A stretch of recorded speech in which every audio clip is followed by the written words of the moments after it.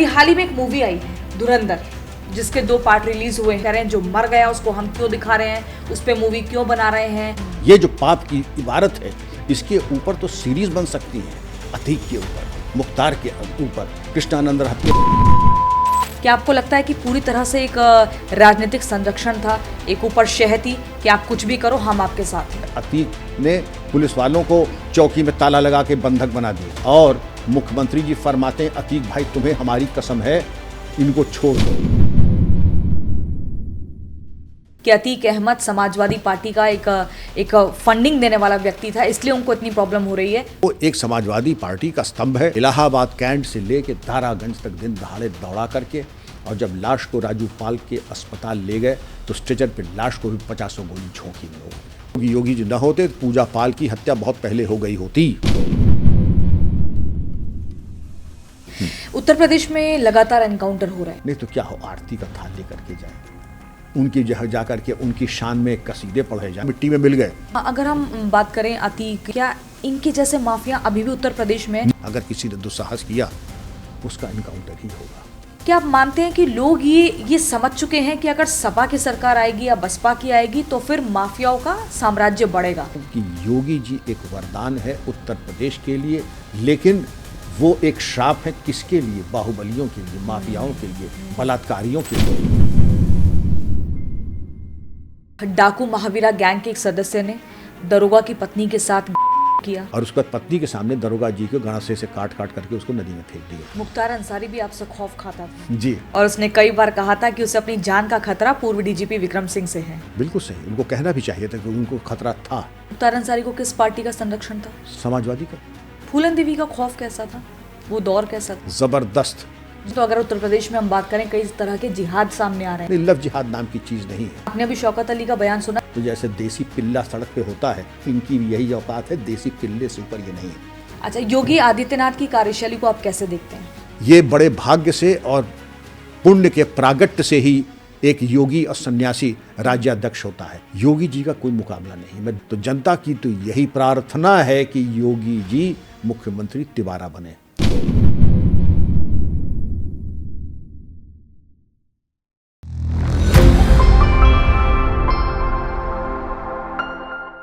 नमस्कार, the Priyanka show आप देख रहे हैं।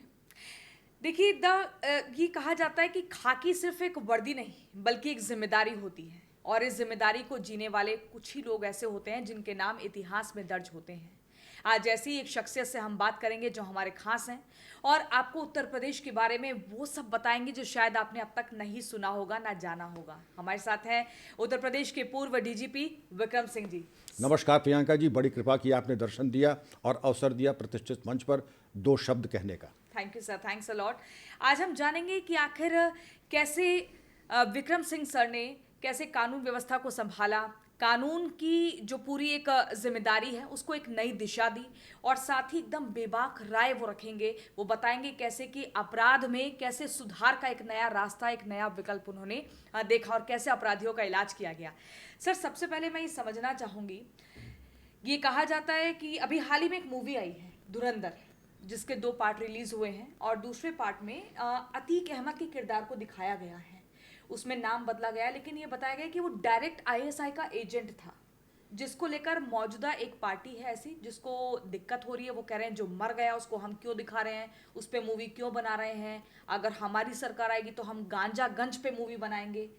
मुझे ये जानना है, पहला सवाल ये कि क्या अतीक अहमद का आईएसआई से डायरेक्ट कोई कनेक्शन था? प्रियंका जी, सबसे पहले आपने कहा कि पुलिस की वर्दी एक सेवा का माध्यम है, एक गिरवा है और एक खाकी है। पुलिस की नौकरी वाहिद इकलौती नौकरी है जहां तपस्या करने की तनख्वाह मिलती है, कर्मयोगी होने की तनख्वाह मिलती है। और इसके अलावा अगर कोई विभाग हो तो मुझे नहीं मालूम, लेकिन पुलिस में जो अंतर्तृप्ति आपको सेवा से मिलती है, दुष्ट दलन से मिलती है, और जनता की सेवा और देश की सेवा करने का अप्रतिम अवसर पुलिस की सेवा है। फिल्म की तरह है।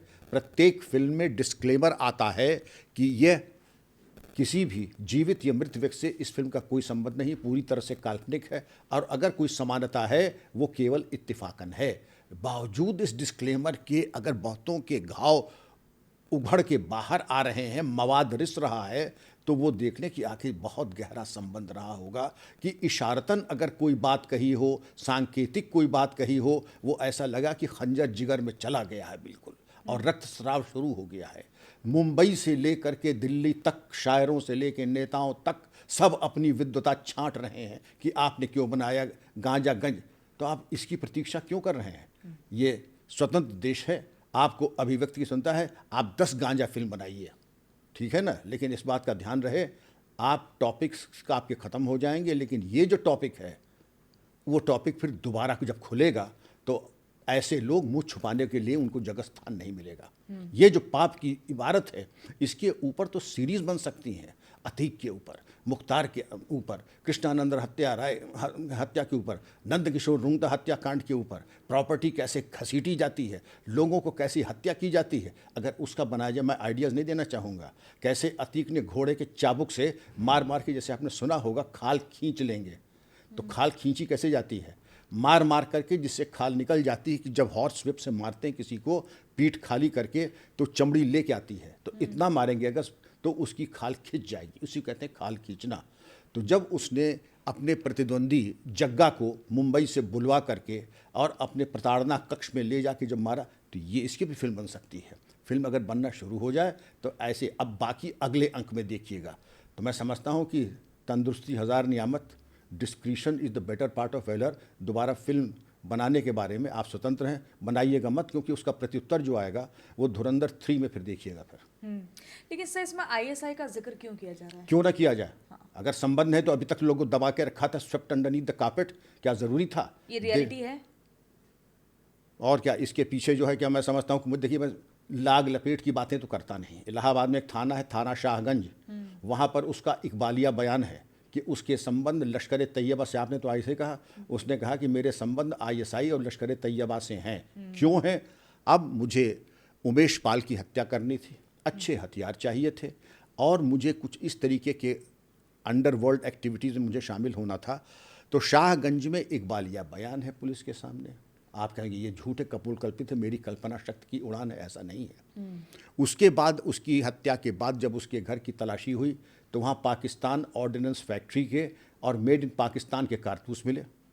इनका जहाँ घर है 10 किलोमीटर की परिधि में 50 अस्त्र शस्त्र की दुकानें हैं, कारतूस वहाँ से खरीद सकते। लेकिन जो मोहब्बत पाकिस्तान की है, जो मज़ा पाकिस्तान की फिल्मों के नगमों का है, जो गुलाम अली की गज़लों का है, वो अजीत सिंह की गज़लों में आ ही नहीं सकता है। तो ये जो एक फिक्सेशन होता है इन लोगों में, तो आप ये समझ सकती हैं। पाकिस्तान ऑर्डिनेंस फैक्ट्री के कारतूस मिले, इंडियन ऑर्डिनेंस के नहीं लिए, पाकिस्तान ऑर्डिनेंस फैक्ट्री के कारतूस, जो कि कॉन्ट्राबैंड था। और ड्रोन के ज़रिए इसने ये भी कहा कि हम हथियार निकलवाते थे राजस्थान में, नहीं पंजाब में, और पंजाब में ड्रोन लाते थे AK-47, 455 बोर की पिस्टल, 455 बोर की पिस्टल के साथ साथ RDX और कारतूस। आपने अगर थोड़ी जानकारी है आपको पिस्तौलों की है? जी, नहीं सर, आप बताइए। तो 455 बोर की वैसे 22 बोर सबसे छोटी होती है, 32 बोर उससे बड़ी होती है, 455 39 mm उससे बड़ी होती है, 455 एक मतलब हाथ में एक तोप, और उसका कारतूस भी इतना बड़ा होता है कि अगर आपके नीचे वाले पार्ट में, घुटने में भी लग जाए तो रक्तस्राव से अगला मर जाएगा, क्योंकि बचने का कोई चांस है, वो चिथड़ा कर देगा वो। और कदाचित जो वेपन आया था मुझे मालूम नहीं, लेकिन मेरा संदेह कि कोल्ट कोबरा एक बड़ा प्राइसी फैंसी वेपन है, वो मंगाया था, जिसकी कीमत आज की तारीख में 25-30 लाख से कम ना होगी। तो हथियार का मंगाना, ये चीज़ तो प्रूवन है, मैं थोड़ी कह रहा हूँ, पुलिस के सामने उसका इकबालिया बयान है। तो हमारे लोग कहते हैं कि साहब अब वो तो इकबालिया बयान तो कोई भी लिखा सकता है, लेकिन लॉ बदल दीजिए कि फिर आप अपने हिसाब से परिचर्चा कीजिए। लेकिन इसका जो संबंध आईएसआई से था, उसके अकाट्य साक्ष्य मिल चुके हैं। आगे जब आप कहिएगा तो जो नकली नोट वगैरह की बात होगी उस पर भी हम लोग चर्चा करेंगे। जी सर, अतीक अहमद का इतना बड़ा अपराध का साम्राज्य था, उसके बाद भी उसे राजनीतिक पार्टियों ने टिकट दी, समाजवादी पार्टी ने टिकट दी। क्या आपको लगता है कि पूरी तरह से एक राजनीतिक संरक्षण था, एक ऊपर शह थी कि आप कुछ भी करो, हम आपके साथ हैं? ये तो इतना मौलिक क्वेश्चन आपने प्रियंका जी पूछा कि क्या सूरज है? ऐसे माफिया उगते ही तभी हैं जब राजनीतिक संरक्षण मिलता है, जब राजनेता वरिष्ठतम जा करके उसके घरों पे जाते हैं, और घर ही पे नहीं जाते हैं, उसके कुत्ते से हाथ मिलाते हैं और ये कहते हैं कि जब कभी किसी का लोथड़ा फेंक देता चौराहे पे खाल उतार करके, क्या अतीक भाई तुम्हें हमारी कसम है पुलिस वालों को छोड़ दो। पुलिस अरेस्ट करती है, अतीक ने पुलिस वालों को चौकी में ताला लगा के बंधक बना दिया और मुख्यमंत्री जी फरमाते हैं अतीक भाई तुम्हें हमारी कसम है इनको छोड़ दो। दोनों बातें हैं। कौन से साल की बात है सर ये बात होनी चाहिए 93, 94 की बात होनी चाहिए, 92 के आसपास की एग्जैक्टली नहीं, लेकिन ये चीज़ वेल डॉक्यूमेंटेड है। मैं दोष राजनेताओं को देता हूँ, मैं दोष तत्कालीन एसएसपी को देता हूँ, मैं दोष तत्कालीन थाना व्यवस्था को देते हैं। वरना होता क्या, अगर कायदे का एसएसपी होता वहाँ पे तो इनका घर घेरवा लेता पीएसी से, और फिर उसके बाद क्या होता, होशियार को इशारा काफ़ी है। आपके ऊपर कभी कोई ऐसा प्रेशर क्रिएट हुआ कि आप अतीक को कुछ नहीं कहेंगे? मैं अतीक के साथ मेरा आमना सामना कभी नहीं हुआ। हाँ, क्योंकि आपकी पोस्टिंग पश्चिमी यूपी में पश्चिमी। अब जब मैं डीजी होता हूं तो अशरफ ने रॉन्ग नंबर डायल कर दिया। तीसरे दिन इसने बच्चियों के मदरसे में दीवार गिराई, बच्चियों का किया गैंग रेप और दीवार को गिरा लिया। अब पहली बार जब ये ऐसा हुआ तो अतीक से तो नहीं, उनके परिवार से, तो मैंने कहा कि बस ठीक है, जो सबके लिए नियम है वो आपके लिए भी, आपके लिए कोई एक्सेप्शन नहीं। हमारे तर्कश में जितने तीर थे, रासुका, gangsters act, 7 criminal law amendment act, IPC के समुचित धाराएं, वो सब लगा के इनके घर पे छावनी बनवा दी। बुलडोजर पहली बार तब चला 2007 में इनके घरों के ऊपर, इनको बिल्कुल अब तबाह कर दो। 24 घंटे में शाइस्ता परवीन का फ़ोन आता है जो इनकी बेगम साहिबा थी, उनका कि मैं मिलना चाहती हूँ। उनका बिल्कुल आइए, सुबह 10 बजे कल तशरीफ़ लाइए। तो अपने छोटे बच्चे असद को, इतना बड़ा मासूम प्यारा बच्चा था, उनको ले करके आए। उनका कि भाई साहब आप मेरे बुज़ुर्ग हैं, मैं चाहती नहीं हूँ कि मैं बेवा हूँ। का कौन चाहेगा कोई बेवा हो, सब चाहेंगे आबाद रहे, खुशहाल रहे, सबकी ज़िंदगी अपनी अपनी है, लेकिन मेरे चाहने से कुछ नहीं होता है। आप बेवा होंगी या नहीं होंगे इसका फ़ैसला आपके शौहर को करना होगा। मेरा बड़ा आसान और मुफीद मशवरा मैं आपको दे रहा हूँ, उनसे कह दीजिए हम लोग आते कुछ ही दिन के लिए आते, ज़्यादा दिन टिकते नहीं हैं। जब तक मैं हूँ मुझे खिदमत का, सेवा का अवसर न देंगे। सेवा का अवसर दिया वक्त से पहले और उम्मीद से ज़्यादा ऐसी सेवा होगी, 7 बुश तक बताएंगे क्या खिदमत की गई। हम लोग पुलिस में सेवा ही के लिए तो आए हैं, लेकिन हमारी सेवा दूसरे मिजाज की होती है। जैसे कहते नहीं है कि मरम्मत का काम होता है, एक जगह मरम्मत होती है तो चीज़ सुधर के जाती है। हमारे यहाँ जब चीज़ आती है तो मरम्मत के बाद बिगड़ के जाती है। तो ऐसा कोई काम न कीजिएगा। मेरी रेपुटेशन आप पता लगा लीजिए, कदाचित आपको मालूम था तभी आप यहाँ तशरीफ़ लाई हैं। असद को मैंने दूर बैठा दिया थोड़ा, बेटा, क्योंकि ये बातें ऐसी है जो कि एक मासूम को नहीं सुनना चाहिए। घर के अंदर से मैंने कुछ चॉकलेट्स और बच्चों की किताबें, कॉमिक्स मंगवा करके, जैसा आप यहाँ देख रहे हैं हमेशा रहती हैं, बच्चे को देखिए तुम पढ़ो बेटा, और हमारी तुम्हारी वालदा से जो बातचीत चल रही है वो तुम्हारे लिए नहीं है, सामने बैठा दिया। डीजी ऑफिस बहुत बड़ा होता है तो वहाँ बातचीत हुई, वो बात आई गई होगी, लेकिन ये मैं कह दूँ कि उनको लगता है मैसेज बहुत लाउड एंड क्लियर मिल गया था। न जेल के अंदर न जेल के बाहर उन्होंने खिदमत का मौका दिया नहीं। न जो मुकदमे हो गए थे उसी से बिल्कुल वक्त हो गया। ये सब फर्जी, मेरे ऊपर आरोप लगाया गया कि फ़र्जी है या नकली हैं। ये मेरे मिजाज में है कि मैं ढूंढ ढूंढ करके पूछता हूँ, जिस को अतीक से परेशानी है, अब तक मुकदमे नहीं लिखाए गए हैं, संपत्ति बरामद की है, वो ले आओ और मैं FIR लिखा करके कराऊंगा सबकी जांच और कार्रवाई। तुम्हारा प्रोटेक्शन मेरी जिम्मेदारी। ये आप खुल कर कह रहे हैं? जी, बहुत बड़ी बात कह रहे हैं। जी जी जी। सर मुझे बताइए वो समय कैसा था, वो दौर कैसा था जब अतीक अहमद का ये पूरा जो अपराध का साम्राज्य वो पनप रहा था, शुरू हो रहा था और उसके बाद वो फलता फूलता गया। वो ईयर कौन सा था और उस समय कैसा खौफ लोगों के भीतर था? 1962 की पैदाइश जी। 2023 में शायद इसकी हत्या हुई। जी। 1979 ऑनवर्ड्स 100 जघन्य अपराध इसके ऊपर, 100 जघन्य अपराध। उसमें कोई भी ऐसा नहीं था गाली गलौज या मारकूट का। हत्या, जबरन धन वसूलना, प्रॉपर्टियों पे कब्जा करना। इसके बाद इनको तो ये था कि जैसे इसके मिजाज में हत्या करना है, एक साइकोपैथ किलर था।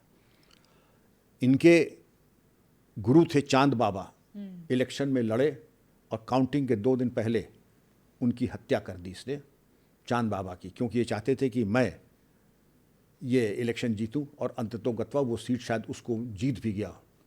जीतने के बाद अब आप देखिए उसी के दौरान जब ये राजनीति में है, उसी के बाद और जघन्य अपराध करने लगा। कुन्नू करके एक आदमी था, उसने बहुत आलीशान घर बनाया था और ईद के दिन मस्जिद के सामने जाके उसकी हत्या कर दी।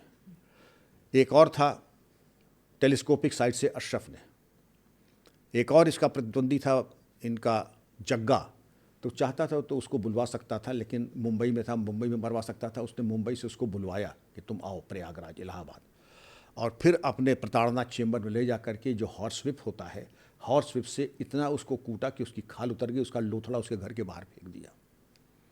ये मालूम था, इंस्पेक्टर AK सिंह LIU का था, उसने इंटेलिजेंस दी कि राजू पाल की हत्या हो जाएगी। तो 2 कांस्टेबल्स दिए गए राजू पाल को, लेकिन ये होने को कौन टाल सकता है। 16 जनवरी 2005 को शादी हुई पूजा पाल से, और 25 जनवरी को उसकी हत्या हो जाती है। और कैसे रगेद के इलाहाबाद कैंट से लेके दारागंज तक दिन दहाड़े दौड़ा करके, और जब लाश को राजू पाल के अस्पताल ले गए तो स्ट्रेचर पे लाश को भी 50 गोली झोंकी इन लोगों ने। अब मैं रियल लाइफ एक और बता दूं, हमारे एक DG साहब इनके साथ हवाई जहाज़ में ट्रैवल कर रहे थे। अच्छा। वो आगे बैठे थे, DG साहब पीछे थे। निहायत नेक और शरीफ, नाम लेने की ज़रूरत नहीं, लेकिन जो कि 1 to 1 बताया, जो कि किसी को, तो मैं आज आपको बता रहा हूँ जी। तो एक साहब थे फौजी बुजुर्गवार, वो सामान उतार रहे थे, सामान उतारने में कुछ विलम्ब हुआ, तो अतीक ने आओ देखा न ताओ, उनको मारे 50 तमाचे। DG साहब को? DG साहब को नहीं, वो जो सीनियर, वो मतलब कोई रिटायर्ड सीनियर अफसर थे, उनको मारे 50 थप्पड़।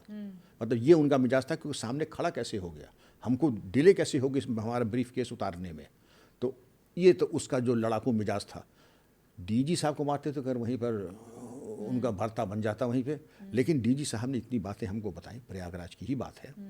और इसके बाद आप अगर आवाज़ जग्गा का मैंने आपको बताया, राजू पाल का बताया, इसके अलावा मैंने आपको बताया कि कुन्नू का कैसे इन्होंने हत्या की, और जहाँ जो ज़मीन पसंद आ गई वो हमारी हो गई, और जा करके उनको लिखा लेना। उसके बाद लोगों ने कहा भाई इलाहाबाद तो बहुत छोटा है, लखनऊ जाओ, वहाँ और ज़्यादा अच्छी प्रॉपर्टी है।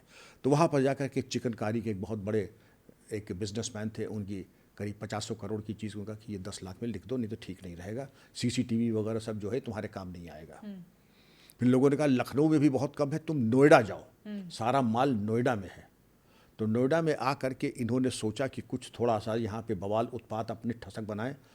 तो जहाँ पर सेक्टर 15A जो सबसे पॉश लोकेलिटी है नोएडा की, जहाँ पे सीनियर मोस्ट ऑफिसर्स रहते हैं, नोएडा के चेयरमैन रहते हैं, उनके घर पे जा कर के इसने सोचा कि आज हम यह हिंसा का तांडव करें। प्रोटेक्टेड एरिया में जो चीफ सेक्रेटरी रैंक अफसर था, जा करके उसने फर्नीचर तोड़ फोड़, गमला उठा के पटक दिया। अफसर थे नहीं घर में, उनकी खुशकिस्मती थी, उनकी माँ थी, उनके साथ दुर्व्यवहार और धक्का मुक्की की। और आप देख लीजिए, मुकदमा नहीं लिखा पाए, वो FIR नहीं लिखा पाए, चीफ सेक्रेटरी रैंक का अफसर अतीक के खिलाफ मुकदमा। तो अब इस बात का प्रभाव आता है कि आखिर हमारी मजबूरी क्या थी कि हम अतीक के खिलाफ मुकदमा न लिखा। रीज़न यही था कि कमाऊ पूत थे हमारे, और क्यों, जो दूध देने वाली गाय है उसकी तो लात तो सहने ही पड़ते हैं। यानी कि फाइनेंसिंग होती थी, फाइनेंसिंग, हर फंडिंग होती थी, फंडिंग होती थी। कमाऊ पूत थे, बाहुबली थे, 2-4 सीट निकालने का सामर्थ्य रखते थे, तो वो एक तरीके से बहुत बड़े स्तंभ थे। और जैसे मुख्तार अंसारी गाजीपुर में, ये यहाँ पर इस तरीके के DP यादव बदायूं वाले, मैं कितने नाम बताऊं आपको। अतीक अहमद नेताओं को फंडिंग करता था, लेकिन नेताओं को पैसा करता कि नहीं करता था, लेकिन ये इसकी फंडिंग खुद की थी, अपने लिए थी। और ये मानने की, ये इसका कोई प्रूफ तो है नहीं कि चेक से पेमेंट होता हो। लेकिन जब आप ये कह दें कि राजू पाल की हत्या के बाद ये कहा जाए कि ये बिल्कुल पवित्र है, क्लीन चिट हम दे दें, और मंच पे जा कर के कुत्ते से हाथ मिला लें, इसका मतलब क्या है? इसका मतलब ये है, अधिकारी समझ गए हवा किस तरफ बह रही है, वहाँ पे जाके मजलिस लगती थी। और लानत है तत्कालीन अफसरों की, जिनके टाइम में ये सब घटनाएं हुई और वो आंख बंद करके बैठे रहे, कार्रवाई नहीं की। अफसरों ने किसके कहने पर कार्रवाई नहीं की? क्या ऊपर से, अरे आप बताइए किसके सत्ता कहने पक्ष की पे? तरफ से आदेश आ रहा था? अरे आप भी, मुख्यमंत्री आवास से आ रहा था? टोटली एक ही चैनल इन्फॉर्मेशन का होता है, सत्तारूढ़ दल के शीर्षस्थ नेतृत्व का। फिर मैं बताऊं, सत्तारूढ़ दल के शीर्षस्थ नेतृत्व का फिर वही जैसे ही होता है उन्हीं की तरफ से। ये किसकी सरकार थी सर उस समय? मुलायम सिंह जी की थी, मुलायम सिंह जी की थी, और समाजवादी पार्टी की गवर्नमेंट थी। और कुछ पूछना हो तो पूछ लीजिए इसके बारे में। ईयर की बात है सर? ये ईयर आप पता लगा लीजिए, ये 92 प्लस की ईयर की बात है ये।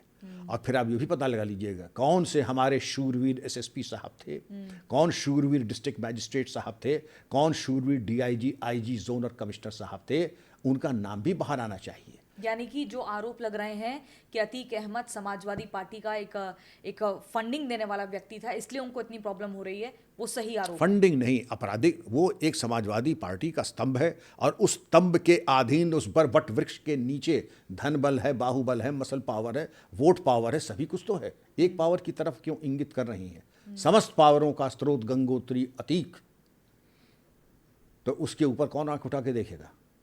और जो इनकी तुष्टीकरण की जो राजनीति थी, उसकी बलिहारी अब पैसे कहाँ से आते थे? अब तो पूछे, इलाहाबाद से आप वाकिफ हैं थोड़ा? जी।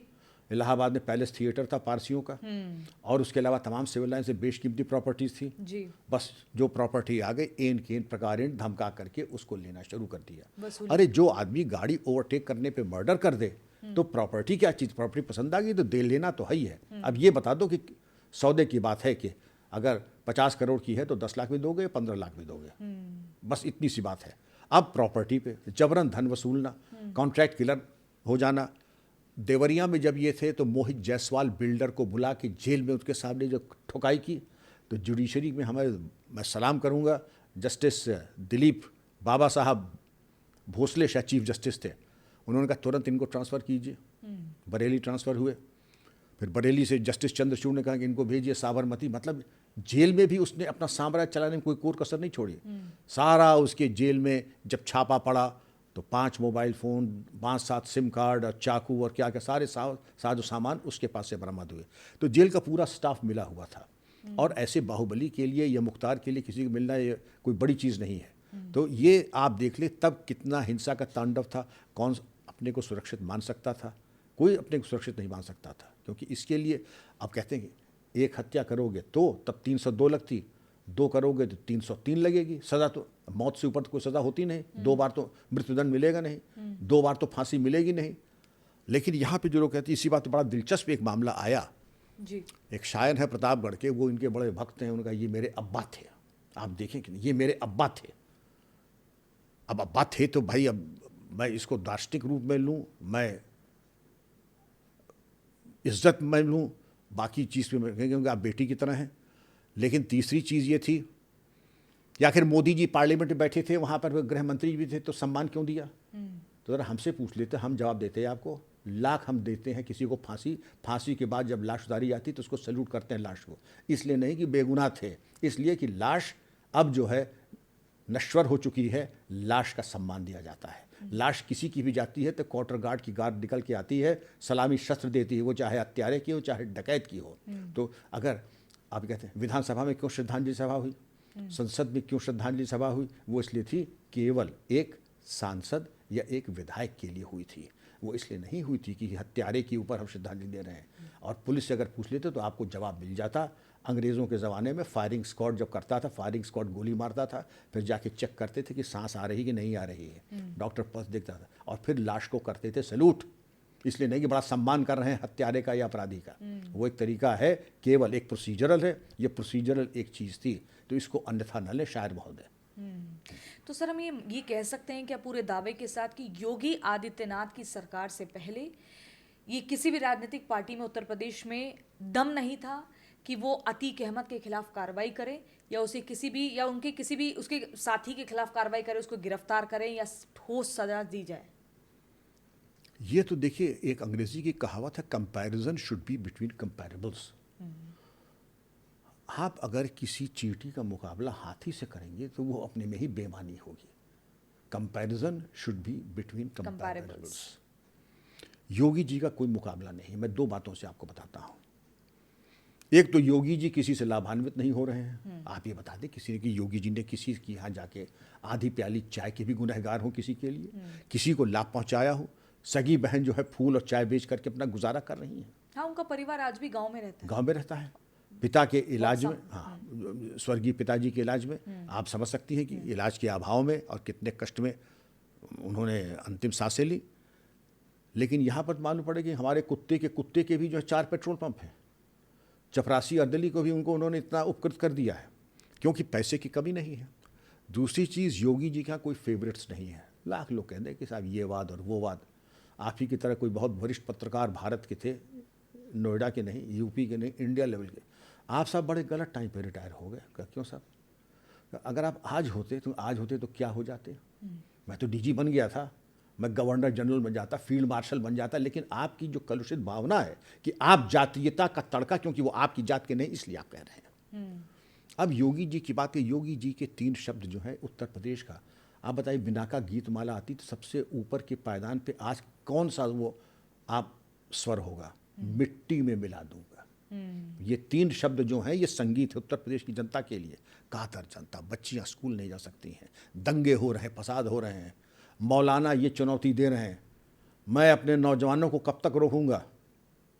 मैं उस गुंडे में कहना चाहूँगा कि ज़्यादा हमको आपने, हम लोग मरने से नहीं डरते हैं। अब सब छाती पीट पीट के रो रहे हैं।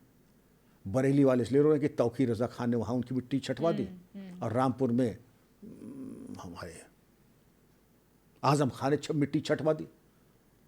अब मैं आपको छोटा सा लतीफ़ा पर्सनल सुनाता हूँ। योगी जी अक्सर आते हैं और वरिष्ठ नागरिकों को बुला करके वार्तालाप करते हैं और थोड़ा सूक्ष्म जलपान पर ये पूछते हैं कि बताइए कुछ परामर्श हो आपका, शासन प्रशासन में और क्या सुधार हो सकता है। तो मेरा नंबर आया कि हमने कहा महाराज हर चीज़ बहुत ही दुरुस्त और बहुत अच्छी चल रही है, और मैं बिल्कुल अंतर्तृप्त, मुझे कुछ प्राप्त न पहले युवावस्था में और अब तो वैसे भी कुछ प्राप्त नहीं करना है, लेकिन एक मेरे दिल में टीस है कि बताइए क्या बात है। कि मेरे दिल में टीस ये है कि काश आप मुख्यमंत्री होते और मैं सेवा में होता, तो मैं बताता कि पुलिसिंग क्या होती है और दुष्ट दलन क्या होता है। खैर बहुत हंसे कि आपका बैच कौन सा है, कि मेरा बैच 1974 है, तो शायद बहुत आयु में फ़र्क था, वो संभव है। लेकिन हमने कहा कि आपने दिल की बात पूछी, दिल में यही था कि काश ये स्वायत्ता, ये पारदर्शिता, ये निर्भीकता का अवसर अगर मुझे मिलता। क्योंकि हम लोगों ने कभी ऐसा होता कि दोनों हाथ बंधे, आँख पे पट्टी, कभी एक हाथ खोल दो, एक आँख की पट्टी खोल दो। ऐसा सुख शायद ही कभी मिला हो कि दोनों आँखें खुली हो, दोनों हाथ पैर खुले हों, जैसा आज है जी, जैसा आज है। और रिजल्ट आपके सामने है, और रिजल्ट आज के सामने है। मैं 1 मिनट और लूँगा आपसे। नहीं बोलिए। यही नहीं कि जो है इनकाउंटर खूब हो रहे हैं, अभूतपूर्व संख्या में इनकाउंटर हो रहे हैं, पुरस्कार घोषित अपराधी मारे जा रहे हैं, लोग तख्ती ले जाके कह रहे हैं अब साहब इनकाउंटर क्यों हो रहे हैं, बुलडोज़र क्यों चल रहा है? नहीं तो क्या हो, आरती का थाल ले करके जाएं, उनकी जगह जा करके उनकी शान में कसीदे पढ़े जाएं, जैसे कि गाज़ीपुर जेल में जाके कप्तान साहब मुशायरे में जा करके अपना कलाम पेश करते थे। ये किया जाना है। इनकाउंटर तो होने ही होने हैं, और इनकाउंटर के लिए भूखा शेर को होना पड़ेगा, पुलिस को भूखा शेर होना पड़ेगा। बैरक में बैठ करके चादर तान करके और OTT प्लेटफॉर्म की फिल्म देखना, तब तो आपको शिकार मिल चुका। और अगर इनकाउंटर हो रहा है तो उसके चेक्स एंड बैलेंसेस हैं, फर्जी हैं, तो ह्यूमन राइट्स कमीशन जा करके 302 का मुकदमा हमारे खिलाफ लिखवा दें। और मैं चाहूँगा अगर आप समझते हैं कि कोई फर्जी मुठभेड़ है तो हमारे ऊपर हत्या का मुकदमा लिखवा दें, जो कि लिखे जा चुके हैं कई बार मेरे। जी, कई बार लिखे जा चुके हैं, क्योंकि मैंने इनकाउंटर्स किए हैं और मुझे मालूम नहीं है कि इनकाउंटर किए हैं तो जिनको भी ऐसी टीस होती थी। अब मैं मुख्यमंत्री तो हूँ नहीं, राजनीति में हूँ नहीं कि लिखा दो मर्डर का मुकदमा, तो मर्डर का मुकदमा लिखा दिया, बाद में सब खारिज किए गए क्योंकि एविडेंस तो था नहीं। लेकिन जो निहित स्वार्थ है, वेस्टेड इंटरेस्ट है, उन्होंने हत्या के मुकदमे लिखवाए। मैं चाहूँगा कि आप हत्या के मुकदमे ज़रूर लिखवा दें। बुलडोज़र एक्शन है, बुलडोज़र चल रहा है, टीस आपको हो रही है, और आप जो अपमानजनक बातें करते हैं, मुझे घोर आपत्ति है। आप देखिए किसी चैनल पे, आप बताइए योगी मॉडल आप ले जा करके गुजरात में चला रहे हैं, आप योगी मॉडल ले जा करके मध्य प्रदेश चला रहे हैं। योगी जी क्या चीन से आए हैं या पाकिस्तान से आए हैं या टर्की से आए हैं? योगी जी की एक निर्वाचित सरकार है, लोकप्रिय सरकार है, जो कर रहे हैं कानून की परिधि में, लेकिन जिनके अहंकार और ठसक ऐसी है कि जो कुछ भी योगी जी कर रहे हैं गलत कर रहे हैं, इसलिए उनको कहा योगी जी का मॉडल। आप में अगर इतना सामर्थ्य हो, आप तो बड़े बड़े वकील आपकी पार्टी में हैं, बड़े बड़े वकील आपने सांसद बनाए हैं, तो उनके जरिए हमारे खिलाफ मुकदमे करा दीजिए। आप नहीं कराएंगे क्योंकि आपके अंदर तार्किक शक्ति, जो सबूतों के आधार पर आप कुछ कर नहीं सकते हैं प्रियंका जी। इसलिए बिल्कुल है, आरोप लगाते रहो जी। उत्तर प्रदेश में लगातार एनकाउंटर हो रहे हैं, ये कहा जाता है कि इस पर सवाल भी उठते हैं, कई बार फेक एनकाउंटर कहा जाता है, कई बार ये कहा जाता है कि जाति के आधार पर एनकाउंटर किया जाता है, चिन्हित करते हुए। आप मानते हैं कि किसी अपराधी की कोई जाति होती है, उसको ध्यान में रखा जाता है और फिर एनकाउंटर होता है, और इस एनकाउंटर वाली नीति को आप कैसे देखते हैं? नीति नहीं होती, एनकाउंटर किया नहीं जाता, एनकाउंटर हो जाता है। मैं यहाँ बैठा हूँ तो एनकाउंटर किया नहीं जाएगा। आपके कैमरामैन अगर पिस्तौल निकाल करके आपके ऊपर या मेरे ऊपर आक्रमण करेंगे तो कानून धारा 34 से लेकर 44 BNS भारतीय नागरिक सुरक्षा नहीं भारतीय न्याय संहिता और IPC की धारा 96 से 106 अपनी या किसी अन्य की आत्मरक्षा में न्यूनतम बल प्रयोग उसको आत्मरक्षा कहते हैं, उसी की परिधि में एनकाउंटर होता है। तो आपके कैमरामैन साहब ने पिस्तौल अगर निकाली और मैं देख रहा हूं, तो जब तक वो पिस्तौल निकाल करके एम करते हैं तो मैं इतना कह सकता हूं कि पिस्तौल छीन लूं, लेकिन कैमरामैन साहब ने अगर गोली चला दी तो मैं भी इनकी छाती में गोली झोंक सकता हूं, ये मेरा अधिकार है। पुलिस वाले भी कहीं ऊपर नहीं आए चीन से कि आप उनको मारते रहिए और दूसरा गाल दिखाते रहिए, होने वाला नहीं है। अब जब प्रत्युत्तर दिया गया, लेकिन अगर जो पीड़ित पक्ष है, तथाकथित पीड़ित पक्ष है, राजनेता कहता कि फर्जी हो रहा जात के आधार पे, तो आपको मैं चाहूँगा कि मैं दावतनामा दूंगा, मैं DGP राजीव से कहूँगा ऐसे जो सशंकित राजनेता हैं उनको अवसर दीजिए कि आपकी मुठभेड़ की पार्टीज़ में कभी शामिल कर लिया करें। लेकिन इस बात को मैं सचेत करना चाहूँगा, कभी कभी पुलिसकर्मी भी मुठभेड़ में शहीद हो जाते हैं, तो इसके लिए तैयार रहिएगा। वहाँ दावत या रबड़ी खुरचन नहीं मिलेगी आपको। वैसे सर यूजुअली ऐसा होता है कि कोई अपराधी पुलिस की वर्दी से रिवॉल्वर निकाल ले और पुलिस के ऊपर अटैक करे, मतलब वो गिरफ्तार वाली उस पोजीशन में है, उसके अंदर तो ऑलरेडी इतना खौफ होता है, इतना डर होता है, तो इतनी हिमाकत कैसे कर सकता है? पहले मैं इसको बता दूं, फिर मैं आपको बताता हाँ हूँ प्रैक्टिकल करके, आपके कैमरामैन के साथ ही मैं करके दिखाता हूँ। हाँ अब इसमें अगर आप आती है प्रियंका जी, जी, तो इसमें पीड़ित पक्ष जो है, आरोपी पक्ष पुलिस के खिलाफ मुकदमा लिखा सकता है, मर्डर का मुकदमा जिसकी विवेचना किसी अन्य थाने से होगी, मैजिस्ट्रियल इंक्वायरी होगी, जुडिशियल स्क्रूटनी होगी और ह्यूमन राइट्स कमीशन जांच कर सकता है जी। अब इसके बाद क्या पुलिसकर्मी में क्या सुसाइडल टेंडेंसीज होगी, तभी तो ऐसी हिमाकत करेगा फर्जी मुठभेड़, वरना क्यों करेगा? आप खुद समझ सकती हैं। तीसरी बात, जब आपने कहा क्या ये संभव है, अंग्रेजी की एक पिक्चर का मैं नाम दे रहा हूँ, best the silence of the lamps.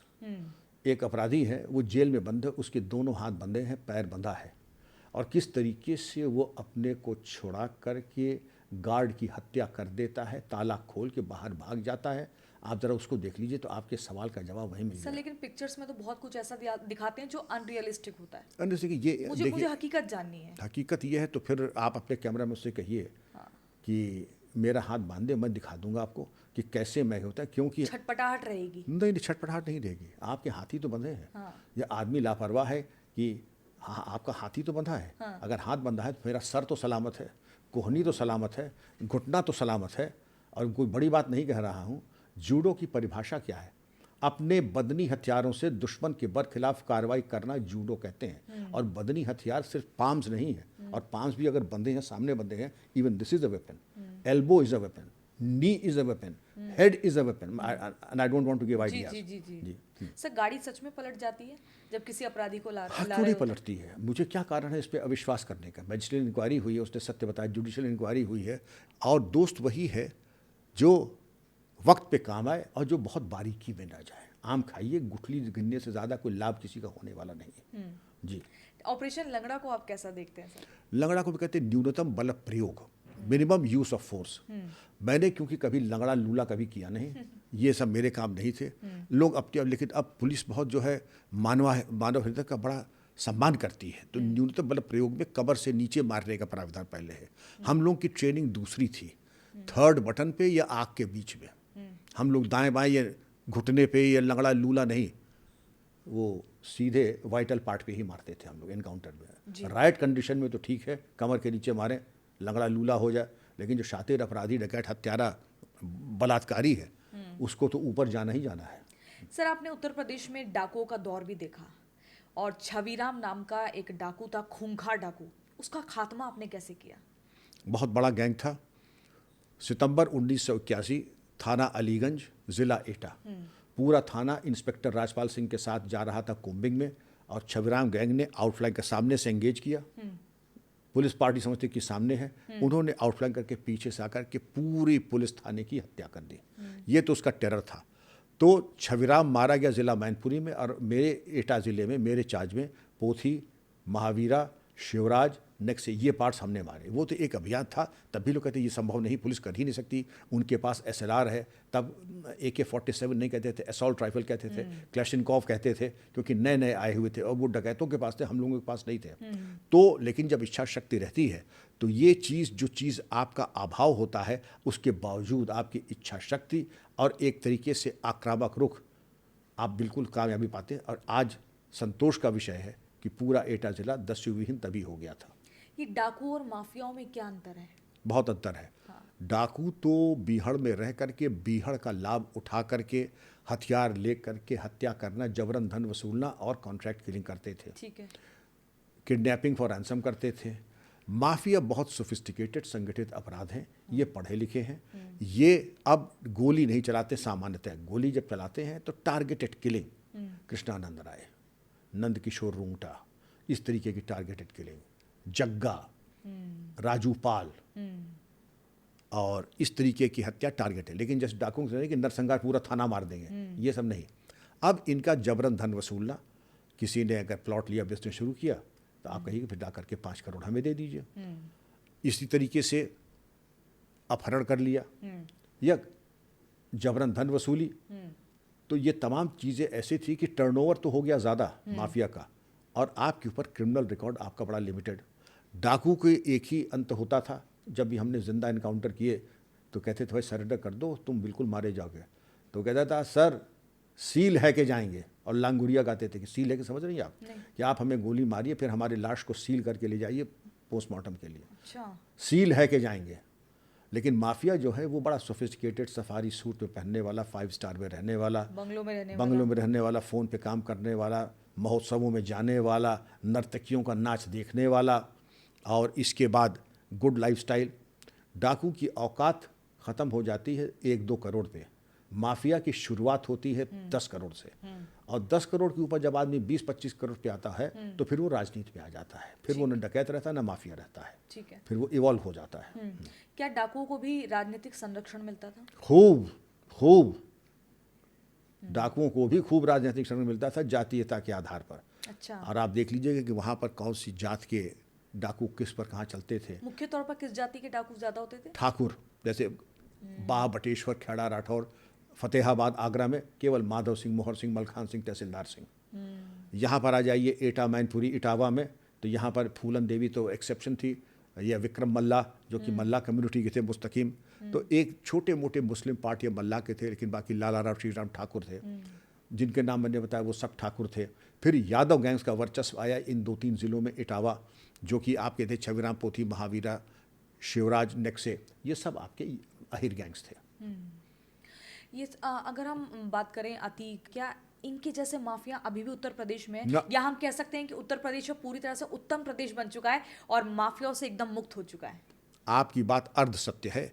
इस वक्त अगर आपके अंदर आत्मघात का जज्बा होगा तभी आप इस तरीके की हिमाकत करेंगे, वरना मान के चलिए आपका भविष्य मुझे बिल्कुल साफ अंधकार में दिखाई पड़ रहा है। साफ अंधकार में अगर किसी ने दुस्साहस किया उसका इनकाउंटर ही होगा।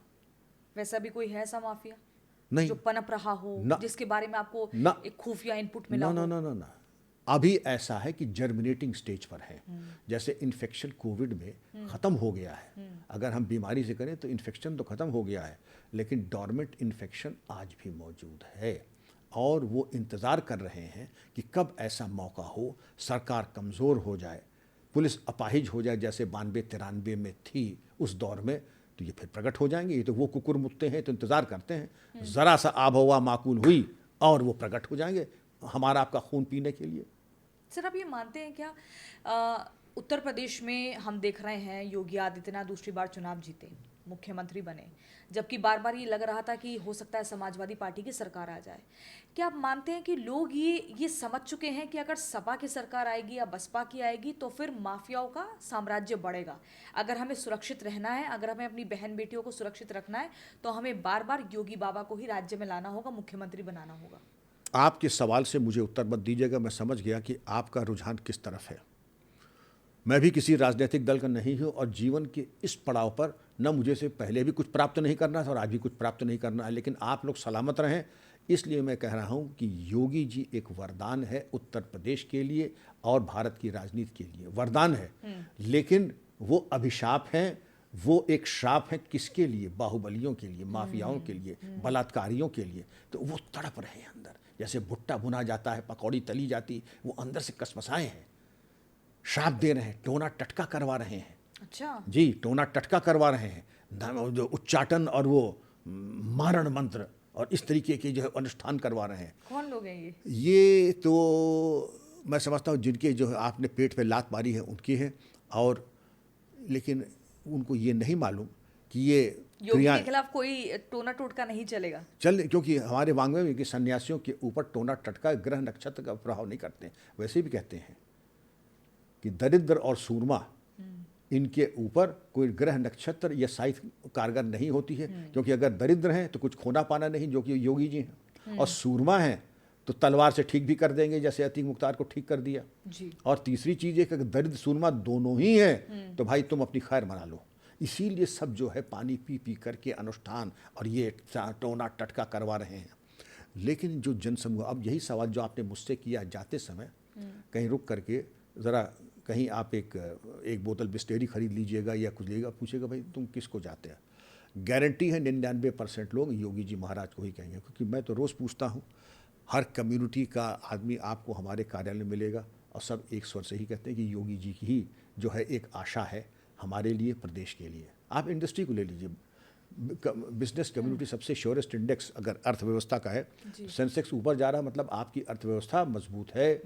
निवेश अगर आ रहा है, कहाँ आप 2-4-5 लाख करोड़ पे निवेश पे थे, आज अगर 40 लाख करोड़ पे अगर आप आ गए हैं, नोएडा कहाँ से कहाँ पहुँच गया, जेवर का सबसे बड़ा एयरपोर्ट एशिया का बन गया, हाईवे विश्व में, भारत में सबसे ज़्यादा उत्तर प्रदेश में है।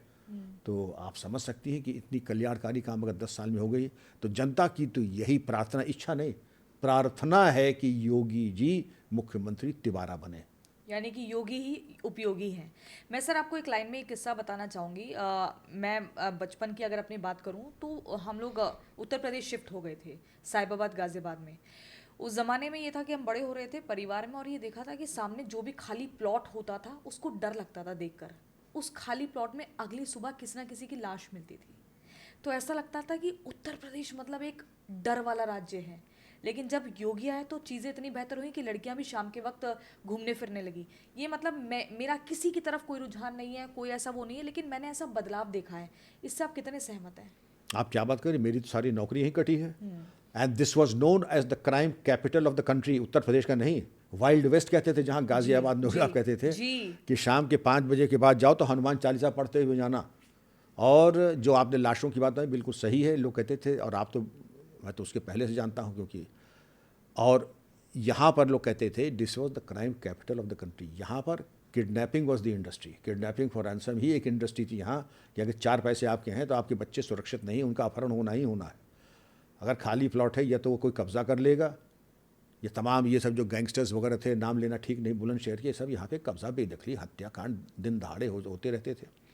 सेक्टर 15 से जहाँ पे आप जाती हैं तो बगल में एक गली सी जाती है, सुनसान सड़क है, तो कभी कभी ये न्यूली मैरिड या बच्चे जाते थे वहाँ पे, और that was known as the rape road. वहाँ पे जाके गाड़ी खड़ी हो तो ये मान के चलिए वो बनाया ही से था अंधेरा रख करके कि कोई बच्चे बच्ची यहाँ आएँ, उनके लड़के को पकड़ लें और बच्ची के साथ करें सामूहिक बलात्कार।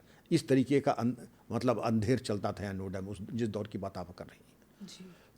चेन स्नैचिंग, ईव टीजिंग तो मैं बगल के रेंज में था, यहाँ पे था भी नहीं। रमेश भंडारी साहब गवर्नर थे, उनका भाई यहाँ पे तो बिल्कुल महामारी की तरीके से छेड़खानी चल रही है, तो कुछ कर सकते हैं उनका बिल्कुल करेंगे। फिर ऑपरेशन मजनू चलवाया, ख़त्म किया।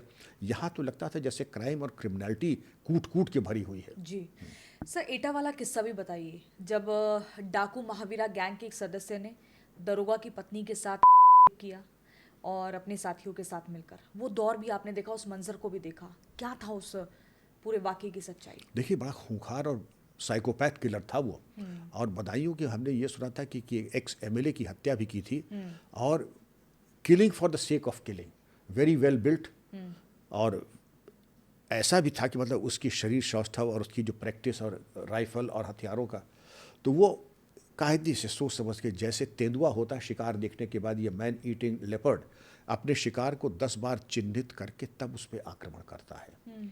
तो उसने देखा कि एक सब इंस्पेक्टर जा रहा है वर्दी में, उसकी वाइफ जा रही है, तो वो भी उसी नाव में बैठ गया। अब ढाटा उठा बांध करके, अपनी बंदूक वगैरह छुपा करके, ओढ़नी वगैरह ओढ़ करके, और वो बैठ गया नाव में। जब मिड स्ट्रीम आ गई तब उसने पहले दरोगा जी के सामने उसकी पत्नी का किया, दरोगा जी को हाथ पैर बांध करके, और उसके बाद पत्नी के सामने दरोगा जी को गणासे से काट काट करके उसको नदी में फेंक दिया।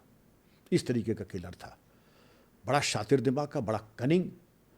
एक बार हम लोगों को यही सूचना मिली कि शायद थाना अलीगंज था या थाना उस तरफ का था, राजा का रामपुर या गंजड़वाड़ा, इसी एरिया में पका गेहूं था, ये मुझे याद है। जी। और वो बिल्कुल जैसे एक भूरा तेंदुआ चलता है उस तरीके से उसमें मूव कर रहा था। खैर हम लोग की तैयारी से गए थे। पहले ही इस चरण में उसने अपने जो स्काउट्स रखे थे उनको जल्दबाजी में पीएसी ने उनको मार दिया। जब आवाज़ हो गई तो वो और अलर्ट हो गए, वो भागा और जा करके बिल्कुल छुप गया। फिर हम लोगों ने अपने तरीके से फील्ड क्राफ्ट टैक्टिक्स में हम लोगों ने एक ह्यूमन पिरामिड बना करके 3 के ऊपर एक आदमी को चढ़ाया कि देखो कि वो वहीं छुपा है। तो हमने कहा बस लो निशाना और टपका दो। वो वार्निंग, उनका वार्निंग क्या होती है, इतनी देर से दौड़ा रहे हैं, अब क्या कैसी वार्निंग, कौन सी वार्निंग। तो वो हाफ इनकाउंटर या ऑपरेशन लंगड़ा लूला नहीं, क्योंकि वो हम उनको न निपटाते तो वो हमें निपटाता। ठीक, तो बेहतर कि हम ही तुम्हें निपटा दें, तो निपटा दिए। उसके बाद तो खैर जो स्वागत और इस्तकबाल नारे लगे थे जब लोग आए थे, एसएसपी एटा की पहचान, शेर का बच्चा आलीशान, जनता में जो वाहवाही हुई थी, ये जनता का प्रेम है। जो मैं कहता हूँ कि पुलिस की वर्दी दरअसल इबादत करने की और तपस्या करने का एक जरिया है, और वो जो जनता का उत्साह और जो जनता का आभार था, उसका मुकाबला करोड़ों रुपए नहीं कर सकते। मुख्तार अंसारी भी आपसे खौफ खाता था जी, और उसने कई बार कहा था कि उसे अपनी जान का खतरा पूर्व डीजीपी विक्रम सिंह से है। बिल्कुल सही, उनको कहना भी चाहिए था कि उनको खतरा था, उनको खतरा था मुझसे। कैसे? ऐसे था कि वो मौका देते तो वही होता जो महावीरा का हुआ। अगर कोई हिमाकत करते या कृष्णानंद राय की तरह को हत्या करते तो मैं उनमें से नहीं जो कभी अपने को हेल्पलेस समझूं। तो उन्होंने तो ये बयान दिया था, वो भी नेट पर है, कि अगर मेरी हत्या होती है तो उसकी पूरी जिम्मेदारी विक्रम सिंह की मानी जाए। ठीक, अब लोग बड़ी बड़ी अफवाहें उड़ाते मेरे बारे में जो कि बिल्कुल कपोल कल्पित झूठ है। राजू भटनागर एक गैंगस्टर था, जी। बड़ा शातिर, जिसने अमिताभ बच्चन की किडनैपिंग की कोशिश की थी। अब इत्तेफाक से वो बच गए, उनको भेजा गया जेल। तो उन्होंने कहा साहब, विक्रम सिंह जी ने कहा तुम अपने को ज़्यादा सुरक्षित न समझो, जेल में सांप भी निकल आते हैं, हमारी गोली से अगर बच गए हो तो सांप तुम्हें डसेगा ज़रूर जेल के अंदर। हालांकि हम लोग क्यों सपेरे उपेरे थोड़ी कि जेल में सांप आप निकलवा दें।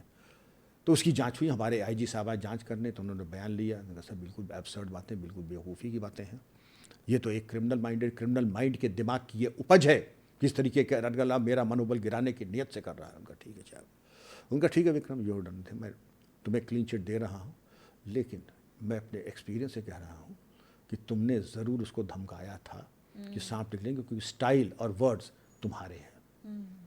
उनके सर मैं कही क्या सकता हूँ, पैर छूए। लेकिन सर मुख्तार अंसारी आपसे इतना खौफ क्यों खाता था? कई बार आपने क्या कुछ ऐसा अलर्ट किया? नहीं, अलर्ट नहीं किया, कि हमने ये कह दिया कि तुम्हारे कोई साम्राज्य, कोई कमाई तुम्हारी हो नहीं पाएगी।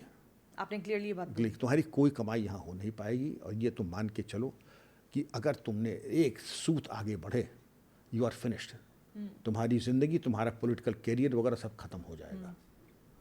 तुम्हारा पॉलिटिकल करियर वगैरह सब मैं ख़त्म कर दूंगा, और न तुम कोई क्राइम कर पाओगे। अभी तुम्हारे पास इतने केसेस हैं, मैं तुम्हें कराऊंगा प्रोसिक्यूट। इसके अलावा अगर तुमने सोचा कि तुम्हारी कोई हिमाकत है, एक तुमने मौका दिया, तुम्हारा निकलेगा जलूस। ऐसा जलूस नहीं, जैसा जलूस मैं पहले निकलवा चुका हूँ, वैसे ही जलूस निकलेगा। तुम्हारी गुंडागर्दी, तुम्हारी दादागिरी उसी दिन मिट्टी में मिल जाएगी। क्या माफियाओं से पुलिस ऑफिसर्स डरते थे? डरते नहीं थे, हमवार हो जाते थे। पुलिस अधिकारी ऐसे ही होते हैं कि माफिया का मतलब ही यह है कि गवर्नेंस के पार्ट हो। अगर माफिया नहीं तो अपने हिसाब से अपनी पोस्टिंग कराते थे। मुख्तार अंसारी जब जेल में थे तो उनकी मछली का तालाब खुल गया, तो ऐसे तो नहीं ऊपर से परियां आई उन्होंने तालाब खोद दिया। मुख्तार अंसारी को किस पार्टी का संरक्षण था? समाजवादी का। वो तालाब खुदवा लिया, तालाब खुद की ताज़ी मछली। डीएम साहब बैडमिंटन खेलने जाते थे, मैं चाहूँगा ज़रा उनका भी नाम उजागर हो। कप्तान साहब जा कर के ज़रा शेर व शायरी भी करते थे, अपना कलाम पेश करते थे। What is all this? DM साहब का नाम क्या था? मुझे याद नहीं, मुझे मालूम है, ठीक है। और मैं रिटायर हो चुका था, लेकिन मैं पता लगाना 1 मिनट काम है, अभी गूगल में जाए कौन डीएम था, इसलिए मालूम पड़ जाएगा। जो बैडमिंटन खेलते थे जेल वाले। आपके पास कभी समाजवादी पार्टी के किसी बड़े नेता का कॉल आया कि मुख्तार अंसारी को परेशान मत करिए? अबे आपको क्या बताऊं, बद अच्छा बदनाम बुरा। अमर सिंह, विक्रम सिंह मेरी हत्या करा देंगे। अमर सिंह नेताजी के ऊपर पोटा लगा रहे थे, अखिलेश के ऊपर पोटा लगा रहे थे।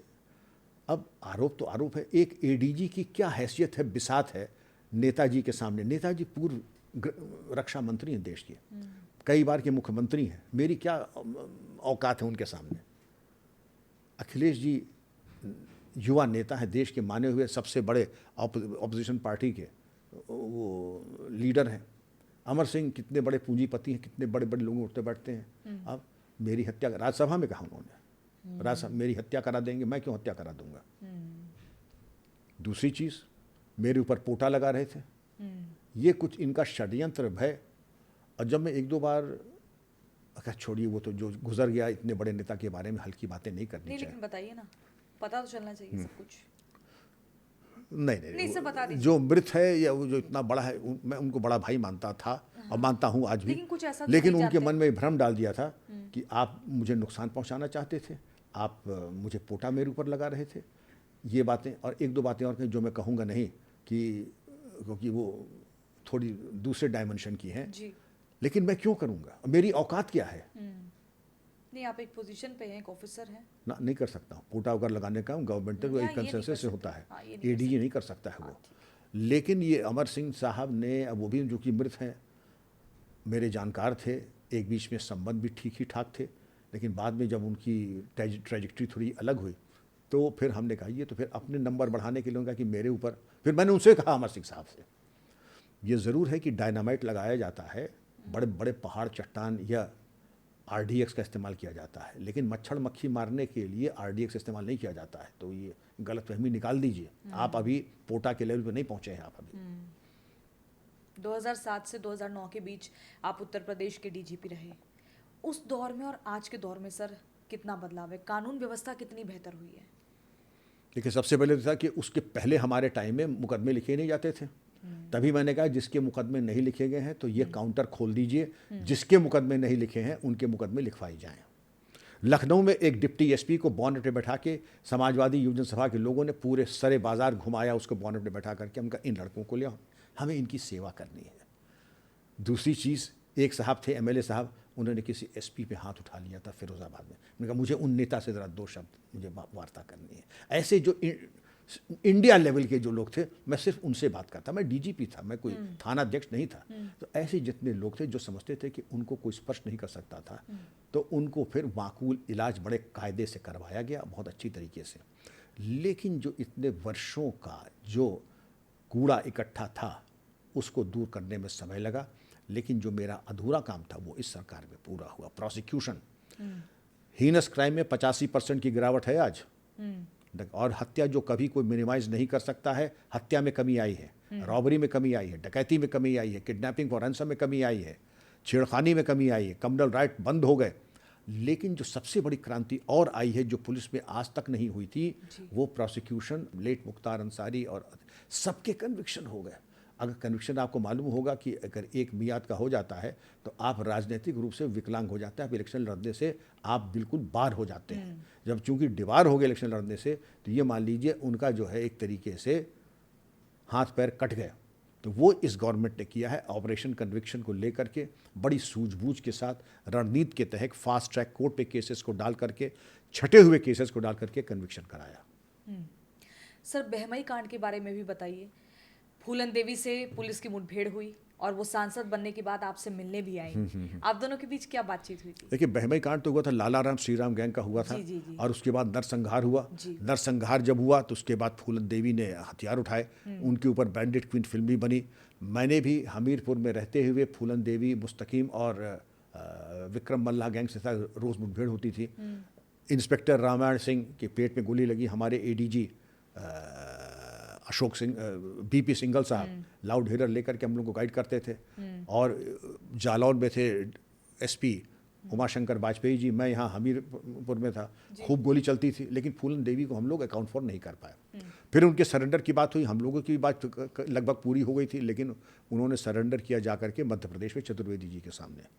सांसद हो गई तो डीजी ऑफिस में मैं आईजी एसटीएफ था, अक्सर आती थी ना, क्योंकि देखा तो था नहीं, गोली चलाई थी एक दूसरे से। भैया कहती थी मुझको, फूलन देवी आपको भैया कहती भैया कहती थी जी।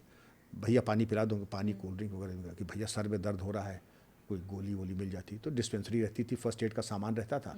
तो हमने जो डिस्प्रिन वगैरह मंगाई, हमने कहा बहन जी देखिए ईश्वर की लीला, कभी हम एक दूसरे पे 303 और SLR की गोली चलाते थे, आज मैं डिस्प्रिन आपको पेश कर रहा हूँ, आप मुझे भैया कह रहे हैं। उनका बड़ा प्रेम था मेरे ऊपर।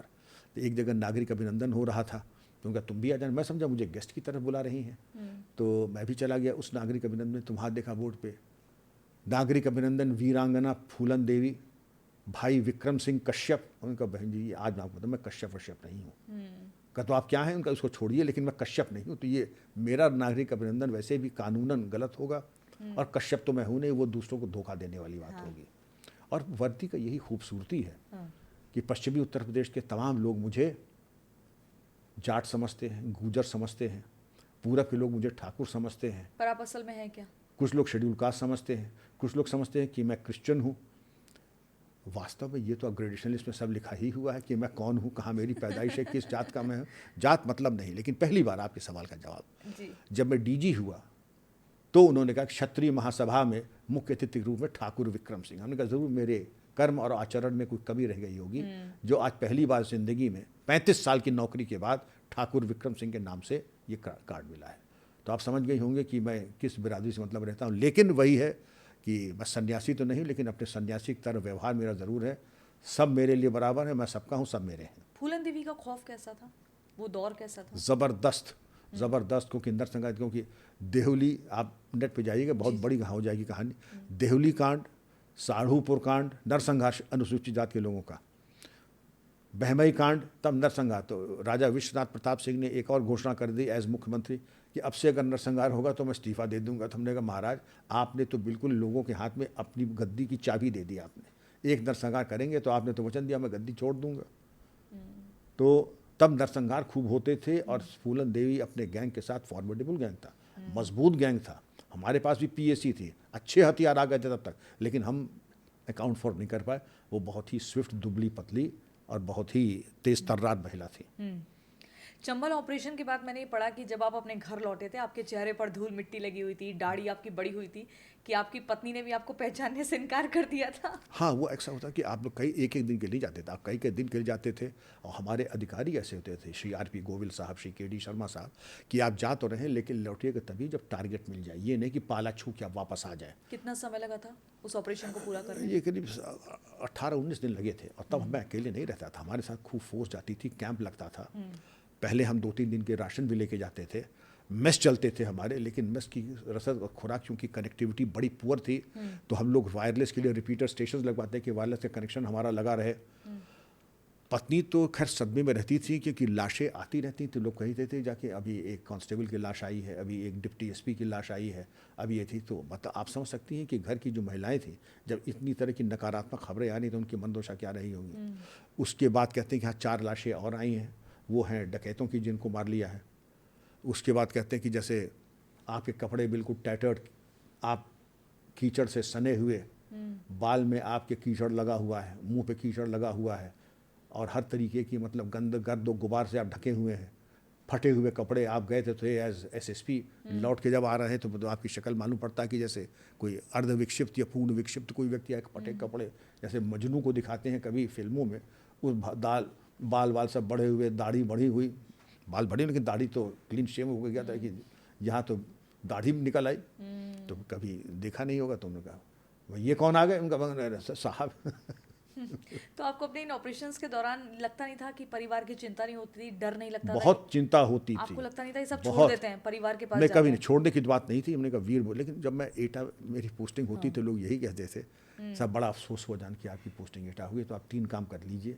एक तो वसीयत लिख दीजिए, दूसरा अपना बीमा बढ़ा लीजिए या बीमा करवा लीजिए, और जो भी वैल्यूएबल्स हैं, लॉकर या जो कुछ भी आपके पास है, वो श्रीमती जी के नाम कर दीजिए। किस दौर की बात है ये 1981। तो उन्होंने कहा कि क्योंकि आप अगर मर गए तो श्रीमती जी सब करवा नहीं पाएंगी, तो अपने हथियार के लाइसेंस, वसीयत, हर चीज़ क्लियर कर दीजिए। आतंकी उमर शेख को पकड़ने के पीछे की कहानी क्या थी? देखिए, थाना मसूरी, ज़िला मेरठ, और वहाँ से इंटेलिजेंस ये आई है कि कुछ फॉरेनर्स को सहारनपुर में बांध करके रखा है चेन में। अच्छा। मवेशियों के साथ, भैंसों के साथ, तबेले में, और वहीं पर वो मलमूत्र त्याग करते हैं, वहीं पर इनको खाना दिया जाता है। ये इंटेलिजेंस मिली ध्रुवलाल यादव, इंस्पेक्टर साहिबाबाद को। ध्रुवलाल यादव अपनी फोर्स के साथ यहाँ आए, सहारनपुर में इनकाउंटर हुआ, ध्रुवलाल यादव बेचारे शहीद हुए, बेचारे नहीं कहूँगा, बहादुरी के साथ शहीद हुए, एक कांस्टेबल शहीद हुआ और सैयद मोहम्मद उमर शेख गिरफ्तार किए गए। गिरफ्तारी के बाद इनको बंधकों को छुड़ाया गया, ज़बरदस्त प्रेस कॉन्फ्रेंस हुई, हवाई जहाज़ से सारे बंधकों को दिल्ली ले जाया गया, विदेश मंत्रालय में प्रेस कॉन्फ्रेंस की गई। Sir John Major prime minister of UK ने मुझे व्यक्तिगत पत्र लिख करके आभार व्यक्त किया कि her majesty's government is very grateful to you for the gallant operations and offer their heartfelt condolences to the families of the deceased constable and brave inspector Dhruvlal Yadav ji, and if there is anything that her majesty's government can do, it will be a privilege and honour to do that. वो आज मेरे पास letter है।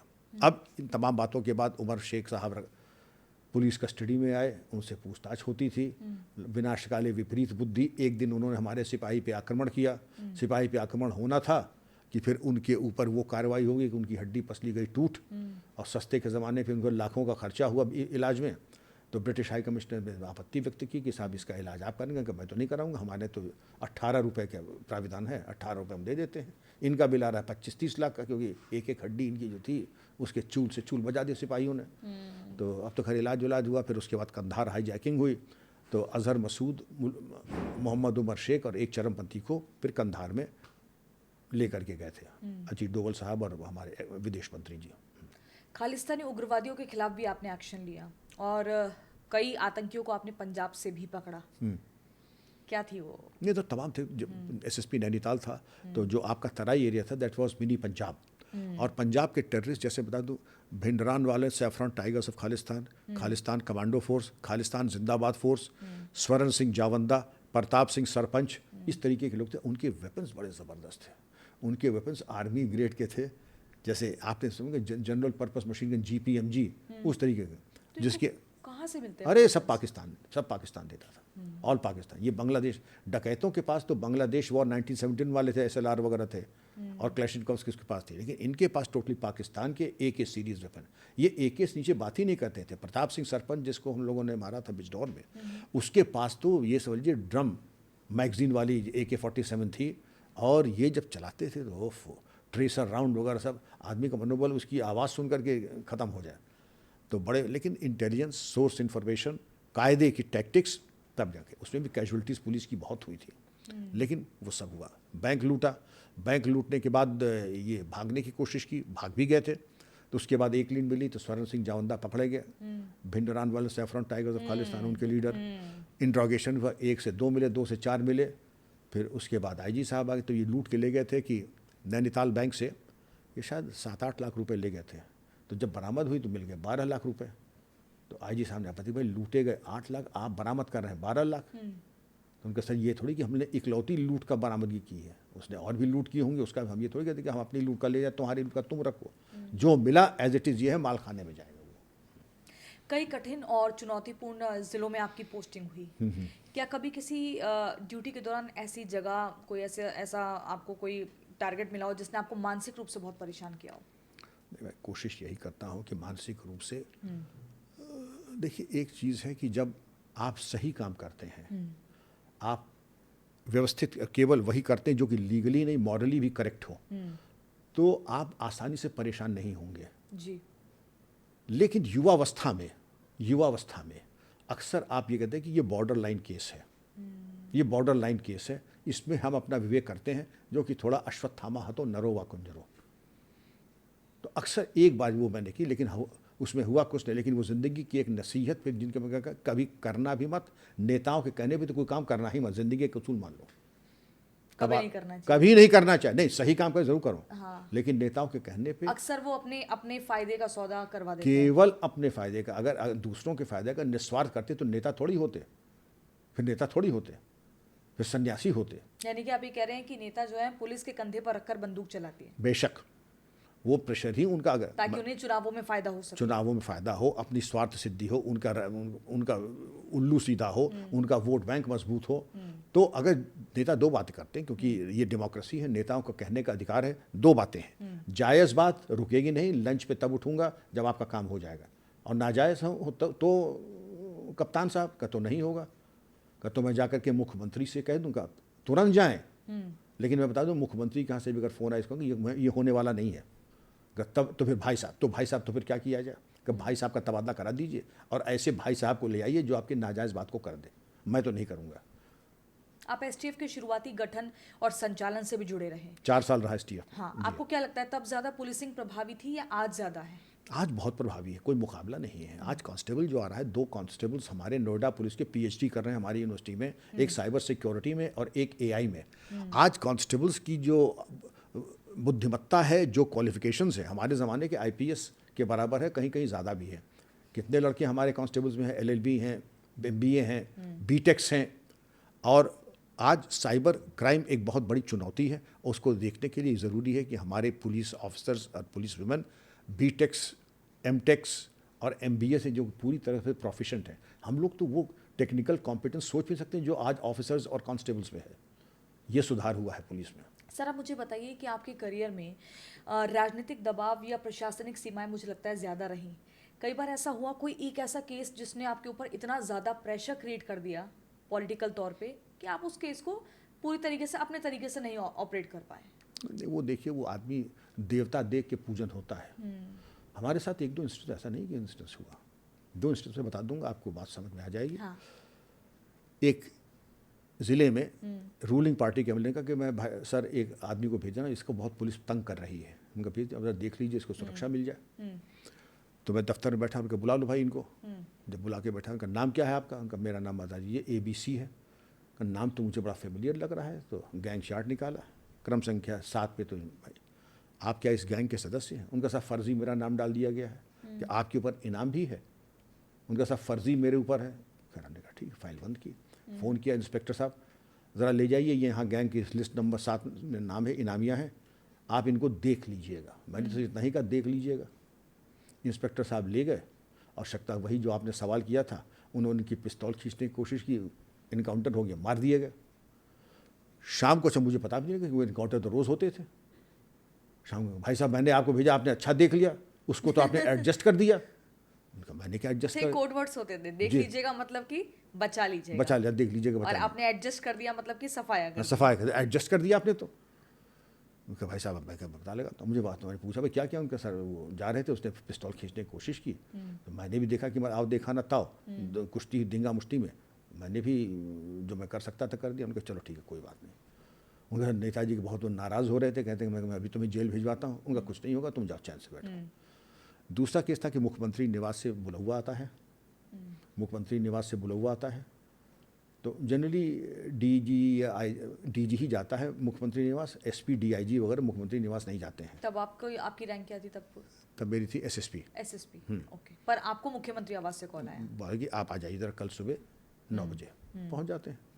जब मैं पहुंचता हूं आगंतुक कक्ष में, तो मैं देखता हूं कि जो सबसे बड़ा हिस्ट्री शीटर हमारे जिले का वही बैठा, हमें देख के वो भागने लगा। मैंने कहा तुम क्यों भाई? कौन सी ईयर की बात है सर ये? 88। कौन सी पार्टी थी जिसके? ये अब आप पता लगाइए क्योंकि जो चला गया खत्म हो गया, मैं आसान, लेकिन मैं रियलाइज बात 88। हाँ 88। आप भी बैठी, हम भी बैठते हैं, दोनों चाय पियेंगे, दोनों वो मुनैको बिस्किट खाएंगे। खैर वो भाग गया। उसके बाद मुख्यमंत्री के साथ देखिए, ये बहुत ही हमारे युवा नेता हैं, बहुत आगे जाएंगे, इनको आपका आशीर्वाद चाहिए, बहुत शिष्टाचार से।